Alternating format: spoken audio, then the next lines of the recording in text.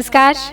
श्रीमद् वाल्मीकि रामायण अखंड पाठ में आज हम पढ़ेंगे किष्किंधा कांड से 53वां सर्ग, 53 सर्ग। और आज इस सर्ग में है लौटने की अवधि बीत जाने पर भी कार्य सिद्ध न होने के कारण सुग्रीव के कठोर दंड से डरने वाले अंगद आदि वानरों का उपवास करके प्राण त्याग देने का निश्चय। तो चलिए प्रारंभ करते हैं आज का पाठ। ततस्ते ददृशुर्घोरं सागरं वरुणालयम् अपारम् अभिगर्जन्तं घोरैरुर्मिभिराकुलम् मयस्य माया विहितं गिरिदुर्गं विचिन्वतां तेषां मासो व्यतिक्रान्तो यो राज्ञा समयः कृतः विन्ध्यस्य तु गिरेः पादे सम्प्रपुष्पितपादपे उपविश्य महात्मानश्चिन्तामापेदिरे तदा ततः पुष्पातिभाराग्रान् लताशतसमावृतान् द्रुमान् वासन्तिकान् दृष्ट्वा बभूवुर्भयशङ्किताः ते वसन्तम् अनुप्राप्तं प्रतिवेद्य परस्परम् नष्टसन्देशकालार्था निपेतुर्धरणी तले। तो देवी स्वयं प्रभा के प्रभाव से सब वानर उस गुफा से बाहर निकल आए हैं। उन वानरों ने वरुण की निवास भूमि भयंकर महासागर को देखा बाहर निकलकर, जिसका कहीं पार नहीं था और जो भयानक लहरों से व्याप्त होकर निरंतर गर्जना कर रहा था।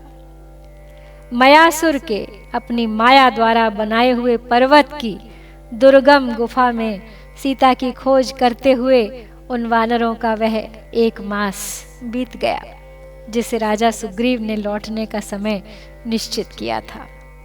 विंध्यगिरि के पार्श्ववर्ती पर्वत पर जहाँ के वृक्ष फूलों से लदे थे, वहाँ बैठकर वे सभी महात्मा वानर चिंता करने लगे। जो वसंत ऋतु में फलते हैं, उन आम आदि वृक्षों की डालियों को मंजरी एवं फूलों के अधिक भार से झुकी हुई तथा सैकड़ों लता वेलों से व्याप्त देख वे सभी सुग्रीव के भय से थर्रा उठे। वे शरद ऋतु में चले थे और शिशिर ऋतु आ गई थी, इसीलिए उनका भय और भी बढ़ गया था। वे एक दूसरे को यह बताकर कि अब वसंत का समय आना चाहता है, राजा के आदेश के अनुसार 1 मास के भीतर जो काम कर लेना चाहिए था वह न कर सकने या उसे नष्ट कर देने के कारण भय के मारे वे पृथ्वी पर गिर पड़े। ततस्तान् कपिवृद्धांश्च शिष्टांश्चैव वनौकसः वाचा मधुरया भाष्य यथा वदनुमान्य च स तु सिंहवृषस्कन्धः पीनायतभुजः कपिः युवराजो महाप्राज्ञ अंगदो वाक्यमब्रवीत् शासनात् कपिराजस्य वयं सर्वे विनिर्गताः मासः पूर्णो बिलस्थानां हरयः किं न बुध्यत वयमाश्वयुजे मासिकालसंख्या व्यवस्थिताः प्रस्थिताः सोऽपि चातीतः किमतः कार्यम् उत्तरम् भवन्तः प्रत्ययं प्राप्ता नीतिमार्गविशारदाः हितेष्वभिरता भर्तुर्निसृष्टाः सर्वकर्मसु। अब सब वानर निराश हो गए थे और उनकी निराशा को देखकर युवराज अंगद, जो सेना नायक थे, जिनके कंधे सिंह और बैल के समान मांसल थे, भुजाएं बड़ी बड़ी और मोटी थीं तथा जो बड़े बुद्धिमान थे, वो युवराज अंगद अब उन वानरों को, वनवासी कपियों को यथावत सम्मान देते हुए मधुर वाणी से संबोधित करते हुए कह उठे। बोले कि हे वानरों, हम सब लोग वानर राज की आज्ञा से आश्विन मास बीतते बीतते 1 मास की निश्चित अवधि स्वीकार करके सीता की खोज के लिए निकले थे, किंतु हमारा वह 1 मास उस गुफा में ही पूरा हो गया। क्या आप लोग इस बात को नहीं जानते? हम जब चले थे तब से लौटने के लिए जो मास निर्धारित हुआ था वह भी बीत गया। अतः अब आगे क्या करना चाहिए? आप लोगों को राजा का विश्वास प्राप्त है, आप नीति मार्ग में निपुण हैं और स्वामी के हित में तत्पर रहते हैं, इसलिए आप लोग यथा समय सब कार्यों में नियुक्त किए जाते हैं।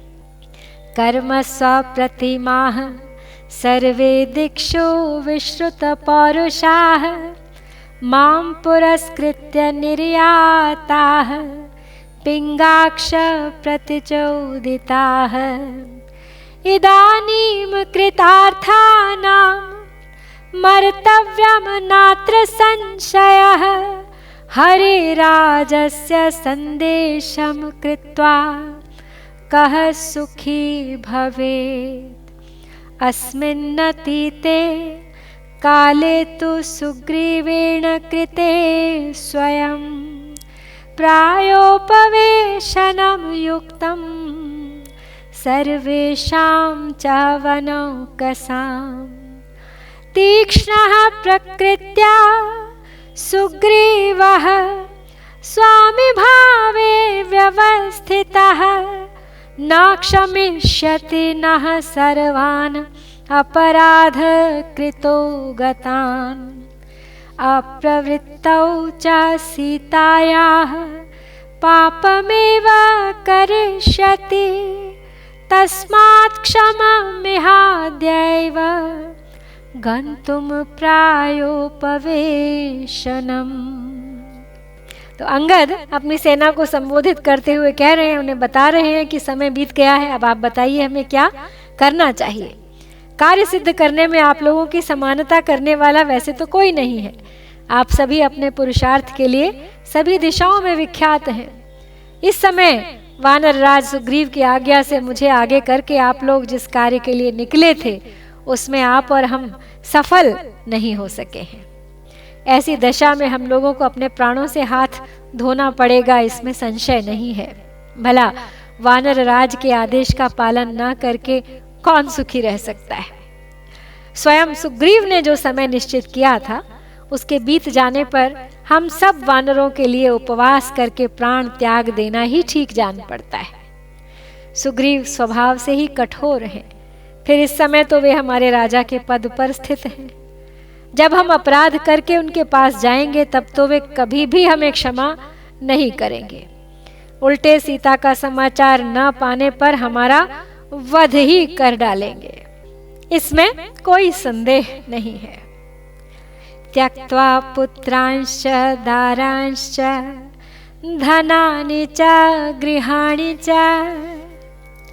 ध्रुवं नो हिंसते राजा सर्वान् प्रतिगतानि तः वधेना प्रतिरूपेण श्रेयान् मृत्युरिहैव नः न चाहं यौवराज्येन सुग्रीवेणाभिषेचितः नरेन्द्रेणाभिषिक्तो अस्मि रामेणाक्लिष्टकर्मणा सा पूर्वं बद्धवैरो मां राजा दृष्ट्वा व्यतिक्रमम् घातयिष्यति दण्डेन तीक्ष्णेन कृतनिश्चयः किं मे सुहृद्भिर्व्यसनं पश्यद्भिर्जीवितान्तरे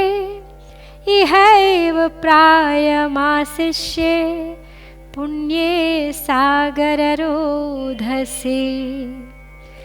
एतत् श्रुत्वा कुमारेण युवराजेन भाषितं सर्वे ते वानरश्रेष्ठाः करुणं वाक्यमब्रुवन्। तो अंगद अब आगे कहते हैं अपनी सेना से कि अब हम सब के लिए कोई और चारा नहीं है।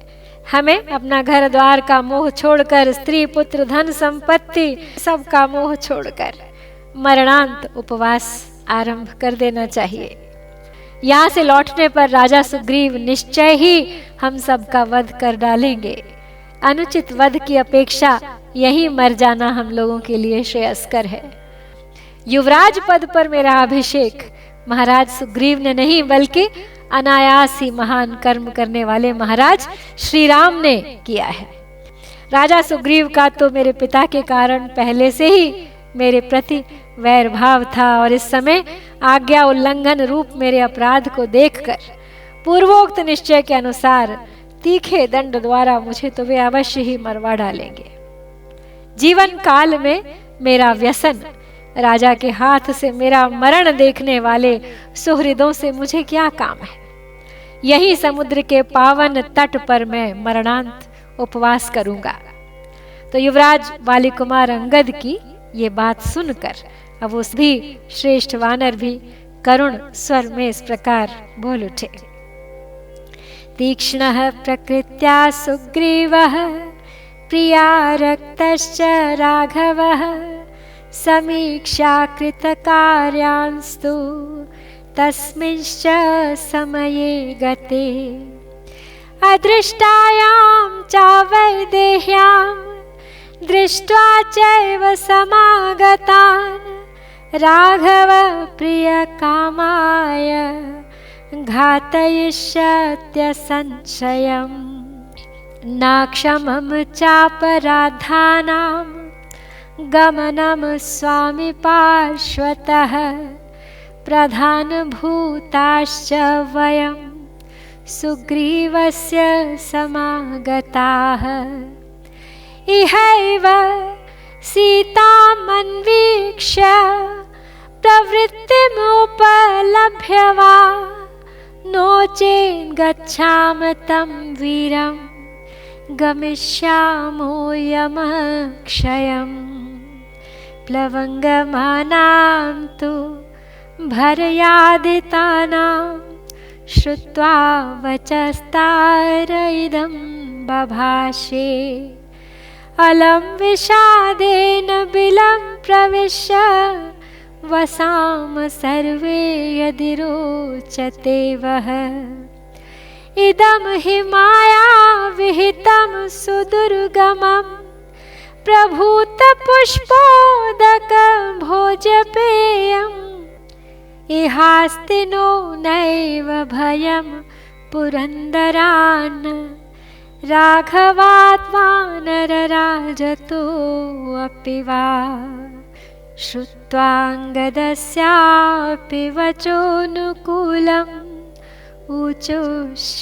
सर्वे हरयः प्रतीताः यथा न हन्येम तथा विधानम् असक्तमद्यैव विधीयतां नः।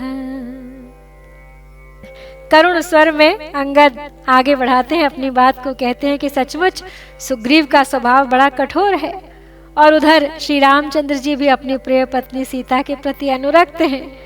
सीता को खोज कर लौटने के लिए जो अवधि निश्चित की गई थी वो समय व्यतीत हो जाने पर भी यदि हम कार्य किए बिना वहां पहुंचेंगे तो उस अवस्था में हमें देखकर, विदेह कुमारी का दर्शन किए बिना ही हमें लौटा हुआ जानकर श्री रामचंद्र जी का प्रिय करने की इच्छा से सुग्रीव हमें अवश्य मरवा डालेंगे, इसमें कोई संशय नहीं है। अतः अपराधी पुरुषों का स्वामी के पास लौट कर जाना कदापि उचित नहीं है। हम सुग्रीव के प्रधान सहयोगी या सेवक होने के कारण इधर उनके भेजने से आए थे। यदि यही सीता का दर्शन करके अथवा उनका समाचार जानकर वीर सुग्रीव के पास नहीं जाएंगे तो अवश्य ही हमें यमलोक में जाना पड़ेगा।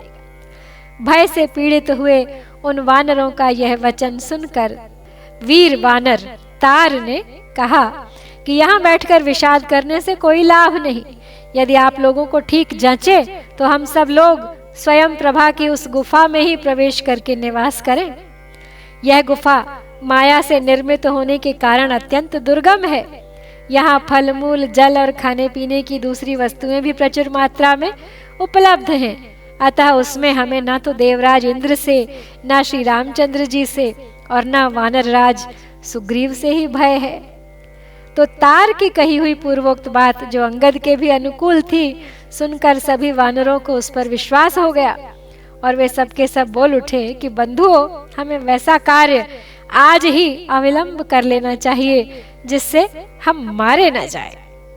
तो तार के इस सुझाव के साथ ही श्री वाल्मीकि निर्मित आर्ष रामायण आदि काव्य के किष्किंधा कांड में 53वां सर्ग यहाँ पर समाप्त होता है।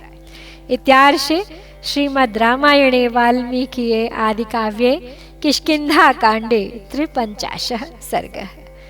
ओम श्री सीता रामचंद्राभ्यां नमः।